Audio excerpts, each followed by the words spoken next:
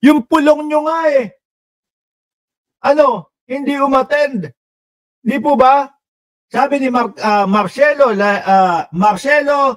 Rosete, Mark, nasa lugar siya ni Albayalde. Baka doon may kapit, Yung pulong nga ho nila, mga bossing, inimbitahan sa ICI para kumbaga para lang makatulong. Hindi bilang inaakusahan.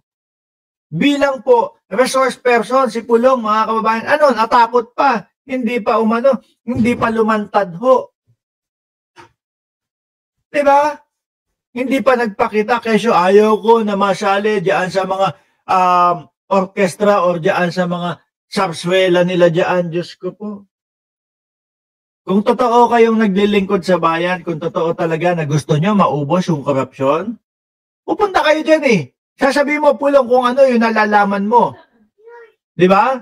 Sasabihin mo kung ano yung mga nalalaman mo patungkol doon sa korupsyon. Kayo, madami kayo sinasabi, korupsyon ni Pangulong Bongbong Marcos. Di ba, mga kababayan? Bakit hindi nila Kasi wala, gawa-gawa lang ho nila. Mga kaartehan lang po nila, mga bossing. Hindi nila kayang patunayan yung mga ibinibintang nila. Kung ako mga boss, ako yung si Pulong, tapos meron akong bintang sa Pangulo, at alam ko na makatutulong para maidiin si Bongbong Marcos, pupunta ako dyan. No? Tapos, hindi ako hihingi ng executive session para marinig ninyo. Ngayon pa ho, na inilantad po. Ngayon pa ho, na inilabas sa publiko. Siyempre kapag nagsalita si Pulong, tayong lahat nanonood sa ICI. Tingnan natin, ano ba balita dito sa ICI na ganito. Magsasalita si Pulong. Paano ba maiko-connect ni Pulong Duterte ang Pangulo? Para doon sa ang Pangulo, para doon sa sinasabi nilang pagnanakaw o korupsyon ni Pangulong Bongbong Marcos. Ganoon. Instant, makikita natin yan, mga bossing. Tapos makikita natin ebidensya nila. Di ba? Baka yung iba sa atin magbago na ng isip. Ay, nako. Totoo pala yung mga sinasabi ng mga Duterte. Totoo pala yung mga sinasabi ng mga DDS na si Pangulong Bongbong Marcos isa sa magnanakaw. Kaso, mukhang hindi ho nila kaya, mga bossing. Mukhang hindi nila kaya, mga kababayan, na patunayan yung kanilang mga sinasabi. Kaya, hindi na lang a-attend. Di ba? Kaya hindi naman a-attend. Sandali.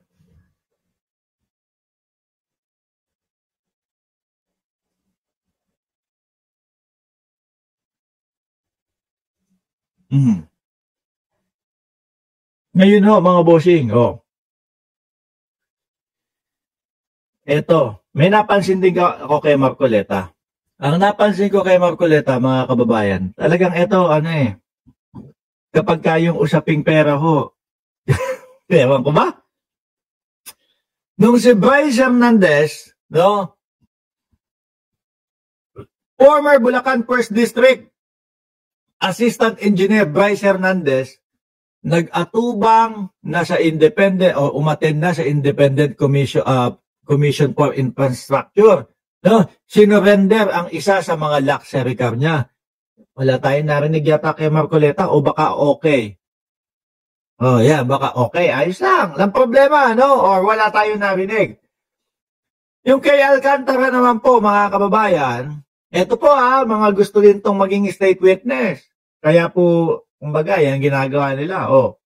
Nagsoli naman po ng 110 million. Ang sabi naman po ng mga DDS, konti naman na sinole, ganito, ganyan.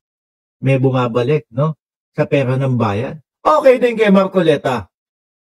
Pero ayaw ni Marcoleta, na itong mga to, sila Bryce Hernandez, sila Alcantara, ang maging state witness. Ang gusto po ni Marcoleta, mga kababayan, na maging state witness, wala pong iba, kundi po yung mga diskaya. So ngayon, yung diskaya na po, ang sinasabi, para kayo maging state witness, kinakailangan magsoli kayo, isolin nyo.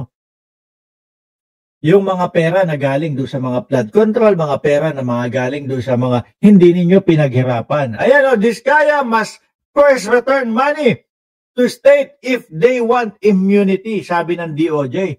Kay Marcoleta, mga boysing, ayaw. Which is yun yung sinabi niya. Ipinagtatanggol pa nga niya ang mga diskaya.